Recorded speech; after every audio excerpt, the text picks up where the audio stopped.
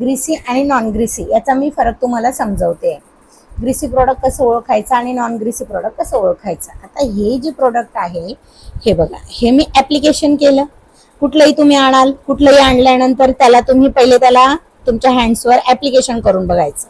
आता ह्या प्रोडक्टमध्ये तुम्हाला ऑइल ऑब्झर्विंग वाटतंय का, ऑइल दिसतंय का, याच्यात ऑइलचं कंटेंट वाटतंय का तुम्हाला, तर हे प्रोडक्ट बघा. हां, आणि हे जे दुसरं प्रोडक्ट मी घेतलं आहे हे प्रोडक्ट मी इथे लावलं ऍप्लिकेशन. आता हे ज्यावेळेस मी ऍप्लिकेशन करते त्यावेळेसच त्याच्यात मला ऑइल दिसतंय. मग हे कुठलं आलं नॉन ग्रीसी, हे कुठलं आलं ग्रीसी. मग पहिले प्रोडक्ट असं जज करायचंय.